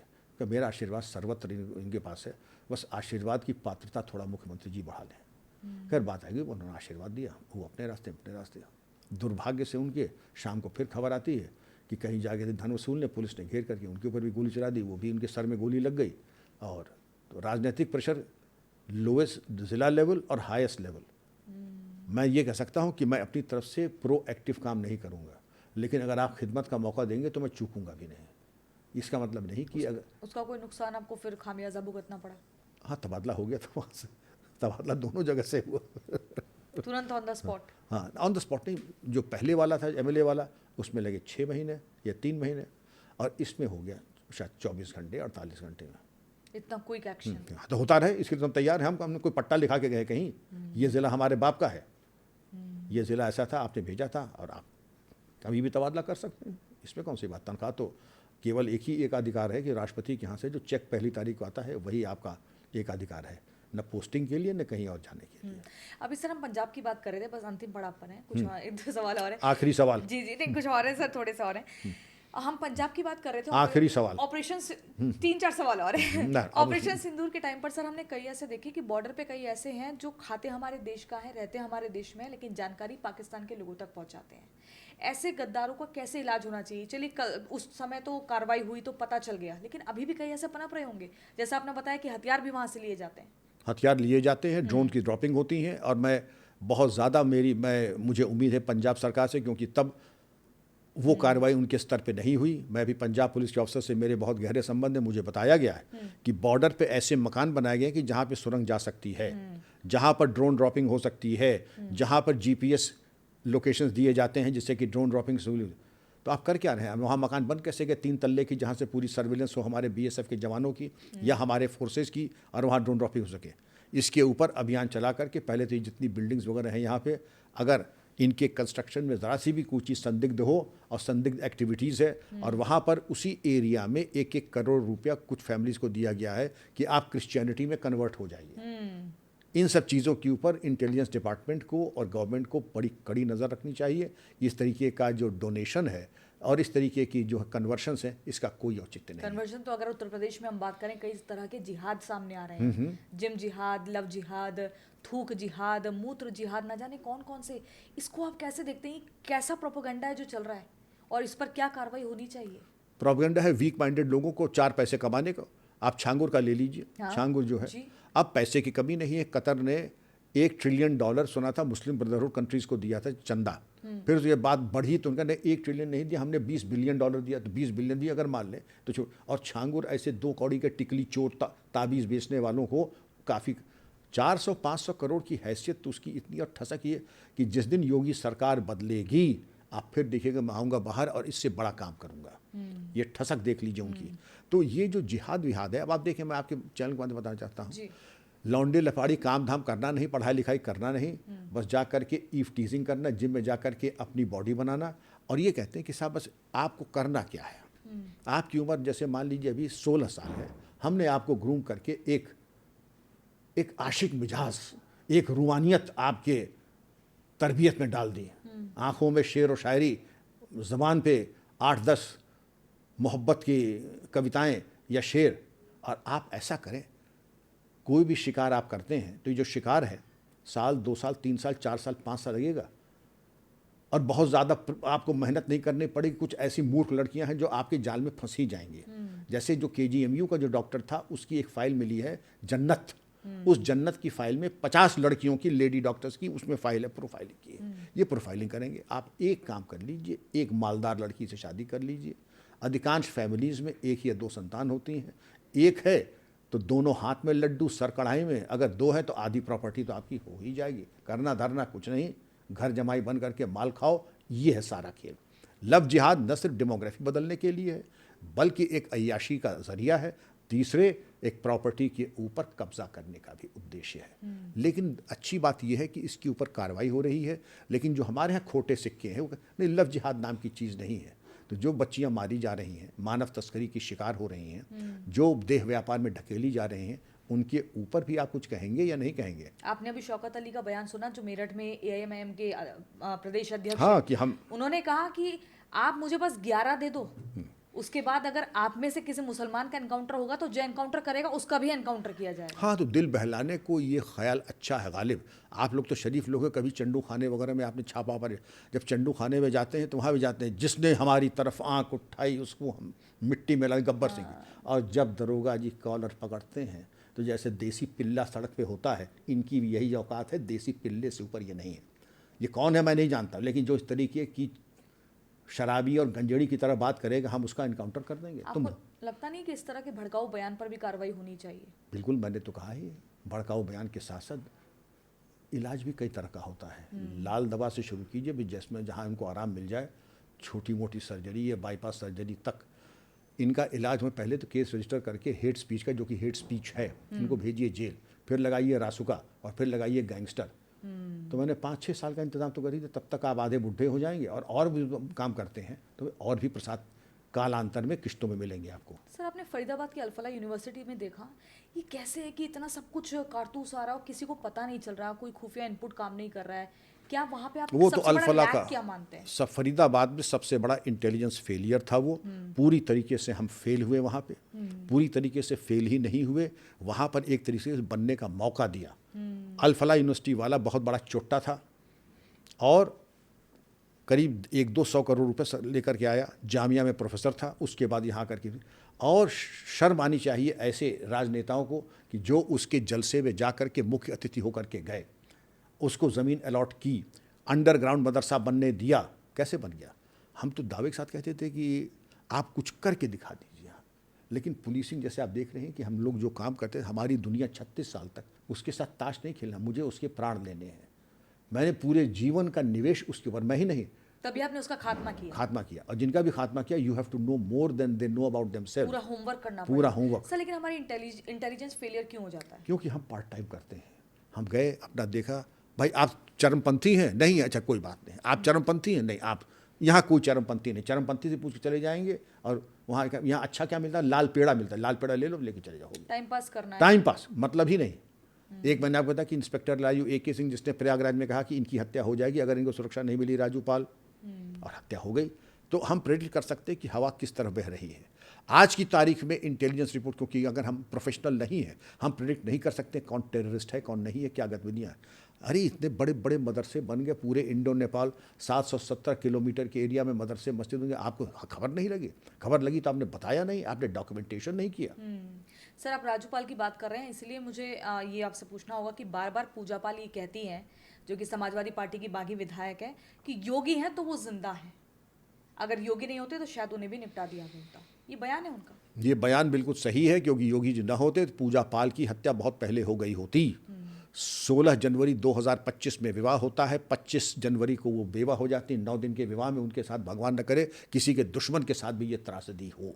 और जिस तरीके के शातिर लोग उनके पीछे पड़े थे, ये वाकई योगी जी का प्रताप था और पुण्य प्रताप था कि वाणी में सरस्वती विराजमान थी, मिट्टी में मिला दूंगा, मिट्टी में मिल गए। वरना अगर ये दो जिंदा होते तो यूपी की आबहवा, भले ही उनके ऊपर केस चल रहे थे, भले ही वो जेल की सलाह के पीछे थे, आज की आबहवा में विषाक्त करने में कोई कोर कसर छोड़ते नहीं थे। सर आप एक बहुत नॉर्मल बैकग्राउंड से आए, IPS बने, कभी आपको लगा बीच में कि सफ़र बहुत टफ है, मुझसे नहीं हो पाएगा, इसको अब गिव अप कर देता? आप कैसी बात कर रही हैं? HBO वाले आए थे, आरुषि मर्डर केस के ऊपर फिल्म बना रहे थे, उन्होंने यही सवाल जो आपने मुझसे किया है उन्होंने भी किया। तो मैंने कहा मेरे पास, मैं तो यही कहूँगा कि भगवान अगर दूसरा जन्म होता है, मुझे फिर पुलिस की वर्दी पहनने का अवसर देना और उत्तर प्रदेश में IPS अफसर का सेवा का मौका देना। आपको प्रेरणा कहाँ से मिली IPS बनने की? प्रेरणा हमारे युग में माता पिता ही देते थे। ये आपकी इच्छा नहीं थी कि आप कहाँ विवाह करेंगे या कहाँ सर्विस करेंगे। पहली मेरी चॉइस कहीं और थी, लेकिन जब सब में क्वालिफाई कर लिया तो माता पिता की आज्ञा थे कि तुम IPS बन जाओ। ठीक है, तो IPS देख लेते। आज के टाइम में लोग माता पिता की आज्ञा को 3 इडियट्स से रिलेट करते हैं और कहते हैं कि प्रेशर क्रिएट मत करिए हमारे ऊपर। प्रेशर तो उनके ऊपर क्रिएट किया जाता है जिनके अंदर कुछ सामर्थ्य। अगर माता पिता का परामर्श अगर प्रेशर है, तो मुझे आपके ऊपर तरस आ रहा है, क्योंकि आपके माता पिता से बड़ा आपका कोई हितैषी और मित्र कोई हो नहीं सकता है विश्व में। इसलिए अच्छा ये होगा कि अवसर चूकिए ना, हमारे ऐसा एवरेज आदमी अगर IPS में भगवान ने दिया, इतने कामयाबी दी, तो माता पिता की सेवा ही उनको मैं मानता हूँ, क्योंकि मैं अपने क्लास में भी कभी फर्स्ट नहीं आया। अच्छा जी, आप क्लास में फर्स्ट नहीं आए और इतने बड़े अफसर बन गए, जी, IPS जी, ऑफिसर बन गए। और सारे अलंकरण 2-2 बार मिले। सब कुछ भगवान ने दिया जिसका मैं अधिकृत नहीं था, सिर्फ माता पिता की सेवा। और आपका उदाहरण दिया जाता है कि आपने सिर्फ खाकी वर्दी पहनी नहीं, उसको जिम्मेदारी से निभाया भी, बिना अपनी जान की परवाह किए बिना। ये लोगों का प्रेम था, लेकिन जब एक दफ़ा बता लिया तो ये संस्कार होते हैं। और एक योद्धा की एक वायरिंग होती दिमागी, the wiring of Ninja warrior, the wiring of a warrior. तो वो फिर आप पलायन नहीं, आप फिर या तो मर के जाएंगे या मार के जाएंगे। आप पुलिस लाइन में नहीं होते तो फिर किस लाइन में होते? सन्यासी होता। आप सन्यासी बन जाते? जी। आप विवाह नहीं करते? विवाह नहीं करते। मैं सन्यासी रहा भी कुछ दिन के लिए, वो दूसरे एपिसोड में बताऊंगा आपको। पीछे पुस्तकें देख लीजिए, केवल आध्यात्म के ऊपर और केवल इसी चीज़ के ऊपर आपको। क्यों इतना आध्यात्म से प्रेम? अब ये इसकी दूसरी राजयोग एक पुस्तक है स्वामी विवेकानंद की। जब मैं 12 साल का था, मेरे स्वर्गीय पिताजी मुझको दी थी कि तुम पढ़ो इसको, तुम्हारा जीवन रूपांतरित हो जाएगा। तो मैं चाहूँगा कि आप कहें राजयोग बाय स्वामी विवेकानंद। 4 छोटी छोटी पुस्तकें, भक्ति योग, कर्मयोग, ज्ञान योग। ज्ञान योग थोड़ी क्लिष्ट है, लेकिन भक्ति, कर्म और राजयोग अगर बच्चे पढ़ें, 25 रुपये की कीमत है लगभग, इससे ज़्यादा नहीं है। लेकिन आपका जीवन निश्चित रूपांतरित होगा, नहीं होगा तो पैसे वापस लेने आप मुझसे मेरे पास आ जाए, मैं पैसे वापस कर दूंगा आपके। सर, थर्ड डिग्री को लेकर आपका क्या नजरिया है? क्या अभी भी थर्ड डिग्री टॉर्चर किया जाता है? हाँ, होता है, नहीं होना चाहिए, क्योंकि टेक्नोलॉजी हमें वो सब दे देती है जो कि हम थर्ड डिग्री के बाद भी नहीं। एसटीएफ का सक्सेस रेट 99% है, थाने की पुलिस का सक्सेस रेट है 30%, जबकि थर्ड डिग्री करते हैं, एसटीएफ नहीं करती है।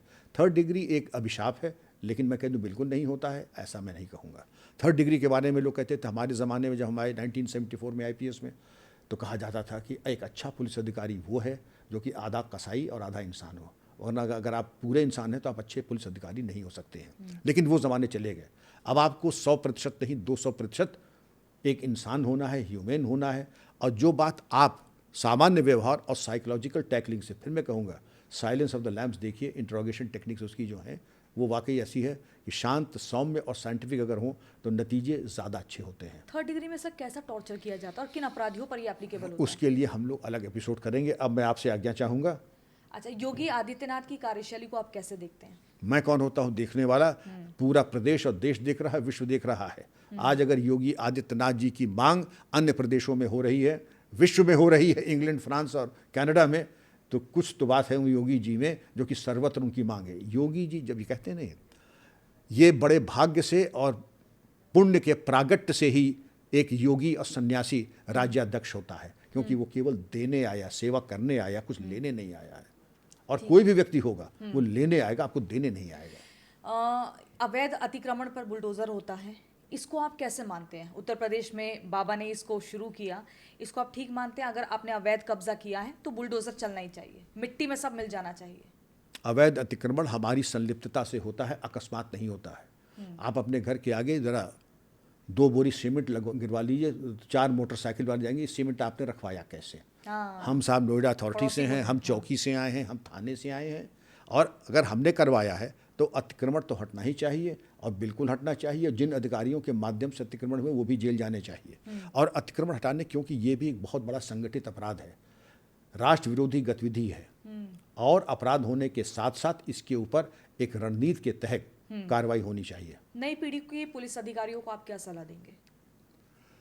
पुलिस सेवा एक तपस्या है, और तपस्या में आप अपने अंदर तपश्चर्य जागृत करें, सात्विक रहें, और ये मान के चले कि जब आप थाने में बैठे हैं तो थाने को एक मंदिर का एक रूप दे दें, जनता को जनार्दन, जनता के व्यक्तियों को भगवान, महिलाओं को मातृशक्ति और बच्चों को बाल गोपाल। सुनिश्चित करें कि किसी भी आपके थाना क्षेत्र में, कार्य क्षेत्र में अगर कोई पीड़ित है, वो अपनी पीड़ा मान करके उसका निराकरण करें। नेताओं के साथ कॉम्प्रोमाइज़ भी ना करें। कॉम्प्रोमाइज़ नेताओं के साथ नहीं, किसी के साथ न करें। Compromise is for Mediocres. मैंने एक डिबेट कॉन्टेस्ट में लिया था आज से 60 साल पहले, और यही कहा था कॉम्प्रोमाइज़ वो करते हैं जो औसत दर्जे के। आप औसत दर्जे के नहीं हैं, पुलिस अधिकारी हैं। कॉम्प्रोमाइज़ करना कमज़ोर लोगों के मिजाज में है, वो नेता हो या अभिनेता हो। सर, रैपिड फायर है, खाकी को आप क्या मानते हैं, शक्ति या जिम्मेदारी? जिम्मेदारी।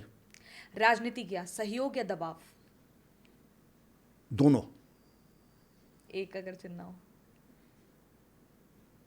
99% तो दबाव है। एनकाउंटर, समाधान या समस्या? समाधान। मीडिया, साथी या बाधा? साथी। भारत की पुलिस, मजबूत या सुधार की जरूरत? सुधार की ज़रूरत। रिटायरमेंट, राहत या खालीपन? राहत। राहत और खालीपन नहीं, मैं अपना जवाब दे रहा हूँ। कैवल्य, जो कि वैराग्य की पराकाष्ठा जिसको कहते हैं, उसको रिटायरमेंट कहते हैं। ठीक है। ट्रांसफर, सजा या सिस्टम का हिस्सा? सिस्टम का हिस्सा। खुफिया इनपुट, भरोसेमंद या ओवररेटेड? ओवररेटेड। ठीक है। आखिरी सवाल बस ये कि आप ये बता जाइए कि थर्ड डिग्री टॉर्चर कैसे दिया जाता है और वो किन अपराधियों के लिए होता है? वो अपने कैमरा में से कहीं आ जाइए, आपके सामने प्रैक्टिकल करके दिखाऊंगा, आप खुद समझ जाइएगा कि लोग कहते भी हैं कि हमारे सामने कि कोई भी मजबूत से मजबूत चरमपंथी आ जाए, माफिया आ जाए, हमें केवल उसको 3 घंटे दे दीजिए और पूरा ग्रामोफोन के रिकॉर्ड की तरह हम बजवा के दिखा देंगे। तौर तरीके अलग होते हैं, होम्योपैथी से लेकर के बाईपास सर्जरी तक के होते हैं, वो फिर कभी पॉडकास्ट कीजिएगा तब बताऊंगा। Thank you sir, thanks. जय हिंद। आपने अपना कीमती समय दिया और महत्वपूर्ण बातें करी, बहुत बहुत शुक्रिया सर। धन्यवाद।